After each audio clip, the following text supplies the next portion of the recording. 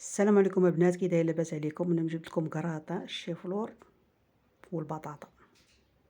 كراطه ولا اروع، جا ما شاء الله.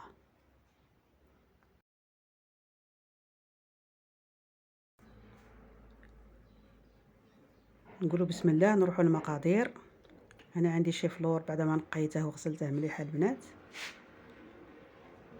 هنا في القدر بعد ما غلا درت حبه ليمون، درت جوا ورق رند، درت الملح وحطيت الشيفلور نتاعي باش يغلي. تعرفوا الشيفلور فيه واحد ديك الرائحه، انا تبلته باش نقص له الرائحه.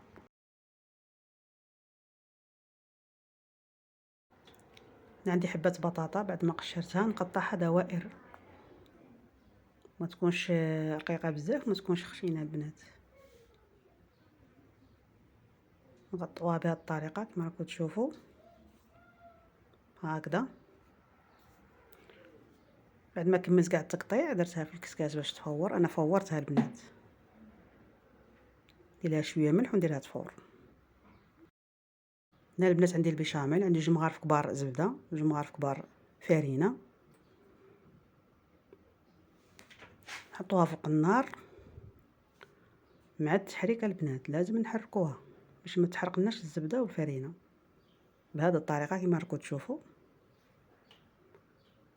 حتى تذوب لنا الزبده. بهذه الطريقه مع التحريك البنات.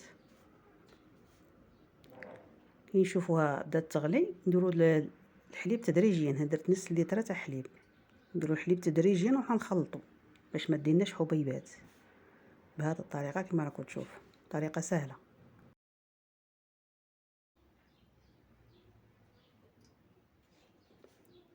هنا درت ملعقه صغيره ملح وملعقه صغيره فلفل اسود، ورانا نحركوها البنات حتى يعقد لنا الخليط.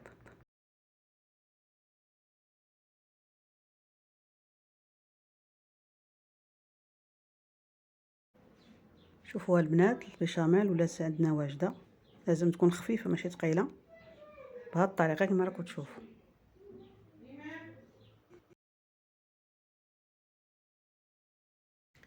هنا البنات المول تاع الفرن دهنته بشويه زبده وحطيت البطاطا اللي فارت، ستفتها بهذه الطريقه، ستفوها مليح البنات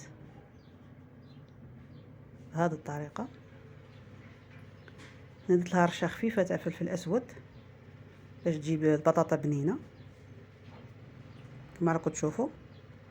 هنا شيفرول بعد ما صفيته وبرد قطعته شويه ونستفوه فوق البطاطا بهذه الطريقه كما راكم تشوفوا.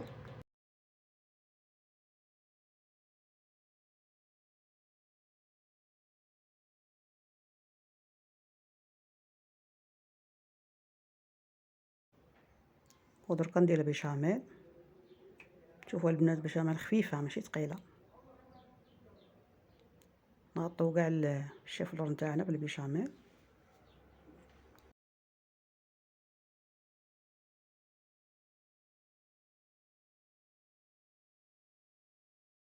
هنا البنات عندي جبن مبشور، لي كراطان يبغوا الجبن باش يجو بنان. ندير كميه لاباس بها. هنا الفرن انا مسخن، ندير الكراطان نتاعي يطيب من التحت ونعاود نشعلو من الفوق باش يدي ديك التحميره شابه.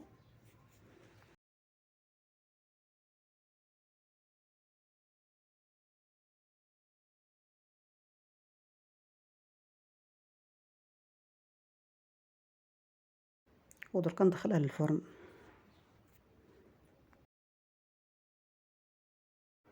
شوفوا البنات جا ما شاء الله تحمر. الله الله.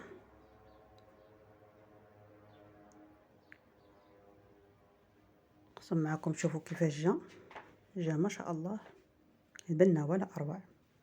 طبق خفيف ظريف مع هاد السخانه هذا ما يليق. شوفوا البنات جا ما شاء الله. نتمنى تجربوا الوصفه سهله بمقادير بسيطه. السلام عليكم ورحمه الله وبركاته.